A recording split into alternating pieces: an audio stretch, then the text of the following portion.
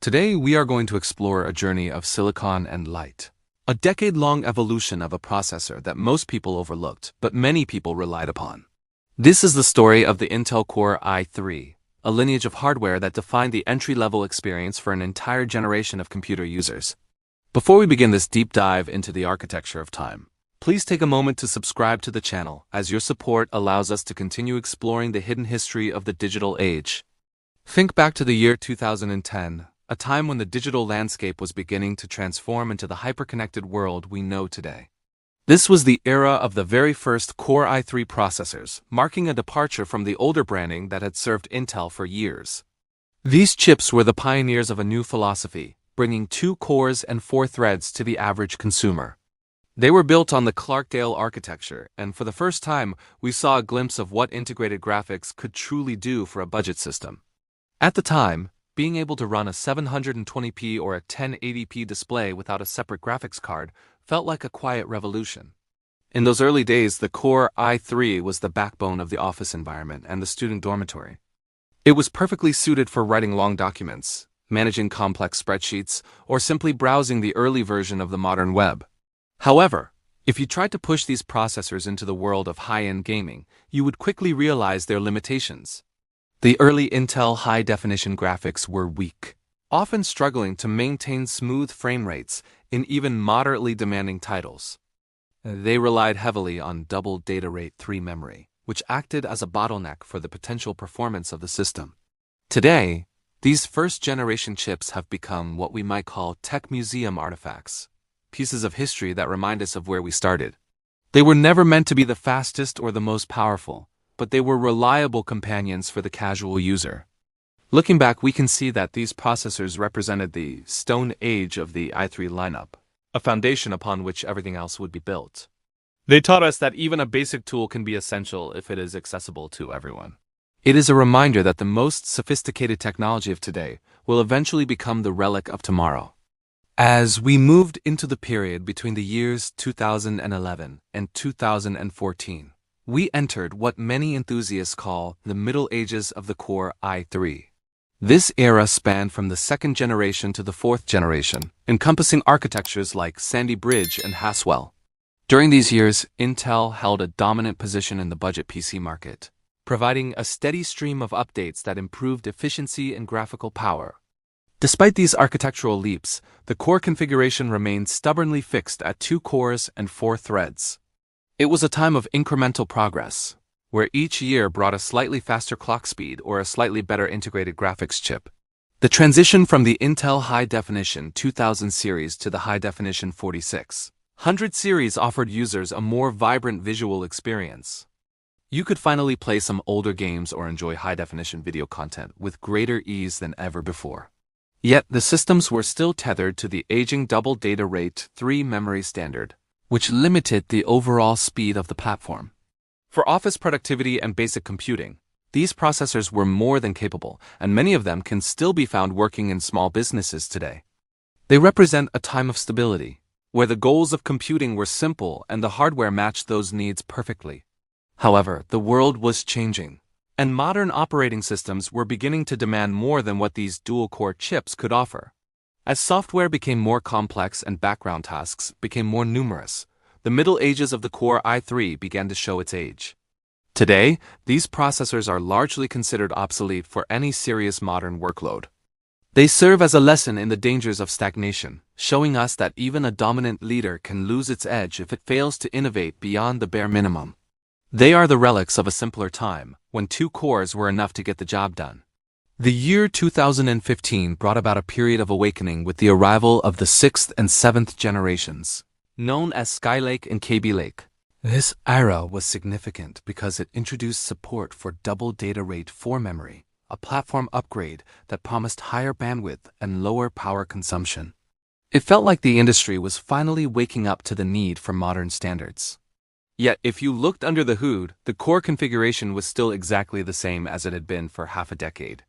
We were still looking at 2 cores and 4 threads, a decision that many critics felt was holding the budget market back. The integrated graphics saw another minor bump in performance with the Intel High Definition 530 and 630. While this allowed for slightly better performance in casual tasks, the dream of true budget gaming on integrated graphics remained out of reach. In many ways, these generations felt like a minor refresh rather than a bold step forward.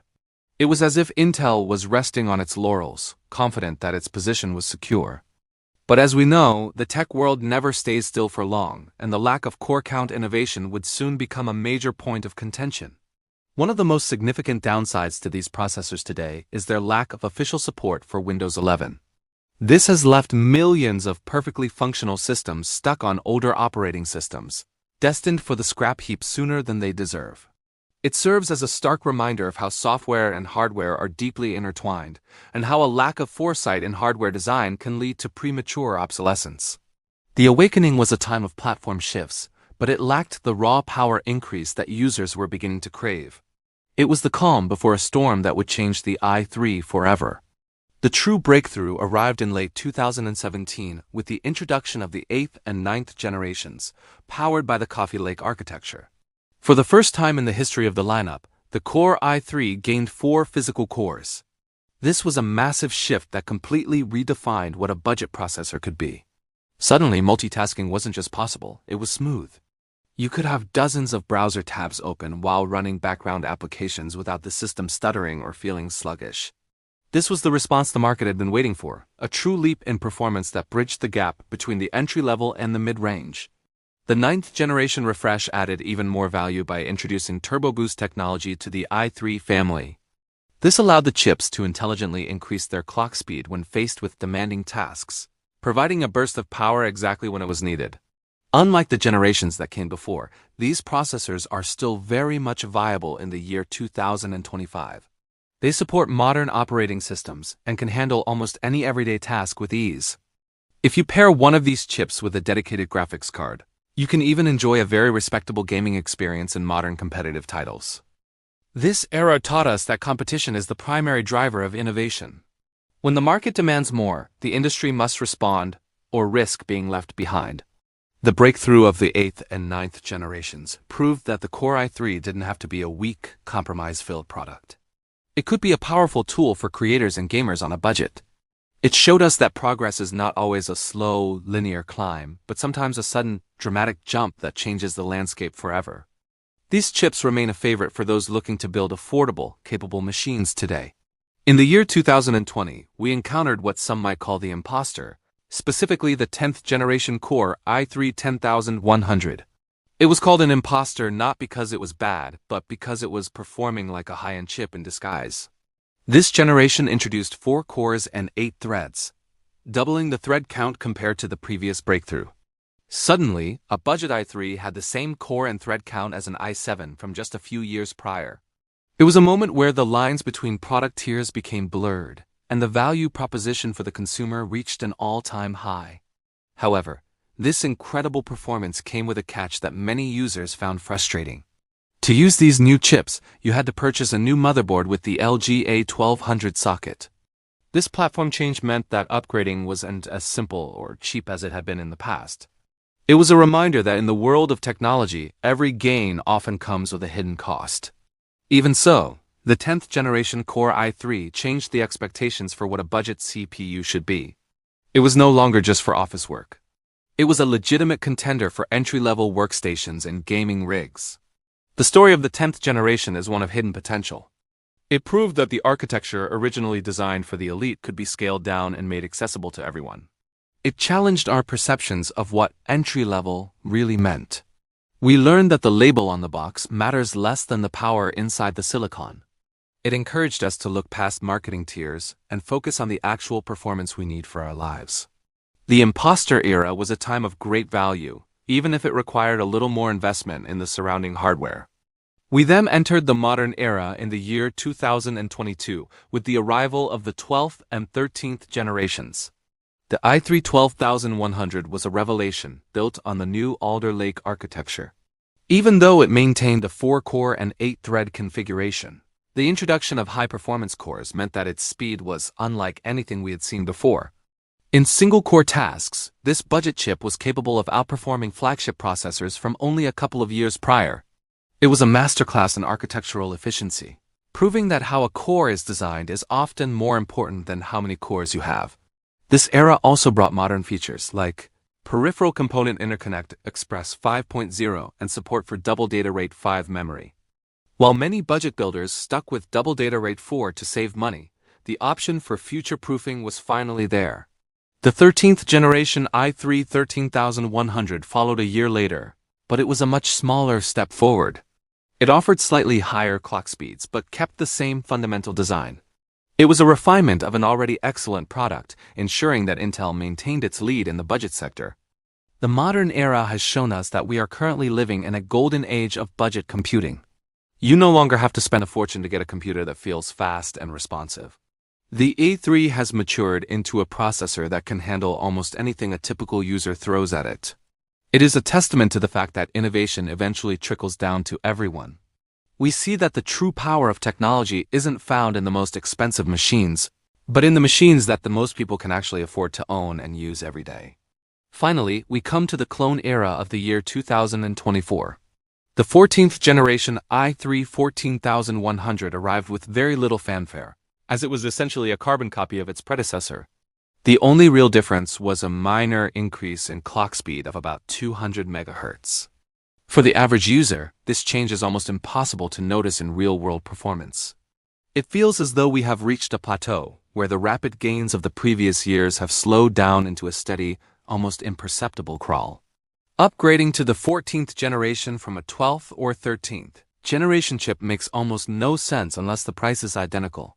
It serves as a cautionary tale about the nature of the tech industry, where companies often release new e-products that offer very little actual improvement. It reminds us to be savvy consumers, to look at the specifications and the benchmarks rather than the generation number on the box. The clone era is a period of stagnation, but it is also a period of maturity, where the product is already so good that there isn't much room left for easy improvements. As we look back at this long journey from 2010 to 2024, we see a story of constant change. We have seen the i3 grow from a humble dual-core chip into a powerhouse that rivals the giants of the past. The biggest milestones were clearly the jump to 4 cores in the 8th generation and the architectural leap in the 12th generation. These were the moments where the rules were rewritten and the consumer was the ultimate winner. The modern i3 remains a strong and viable option for anyone looking to build an affordable system without sacrificing too much performance. The lesson we can draw from the history of the Core i3 is one of perspective. In our own lives, we often feel the pressure to have the best or the latest version of everything. We are told that our current tools are inadequate and that we need more power to be successful. But the i3 shows us that enough is often more than we think. A chip that was once considered the bottom of the barrel is now more powerful than the machines that sent people to the moon. It is a reminder to appreciate the tools we have and to use them to their fullest potential rather than constantly looking for the next upgrade. Think about your own life and the technology you use every day. Are you chasing the latest model because you actually need the power, or are you just following the rhythm of the market? What would happen if you focused on mastery of your current tools instead of the acquisition of new ones? These are the questions that the story of the Core i3 leaves us with. It is a story of silicon, but it is also a story of human ambition and the constant search for value in a world of excess. I hope this journey through the eras of the Core i3 has given you a new perspective on the hardware that powers our world. It is a humble reminder that even the smallest components can have a massive impact on our lives. Thank you for spending this time with me as we explored the evolution of a digital legend. Please do not forget to subscribe to the channel and share your thoughts in the comments below.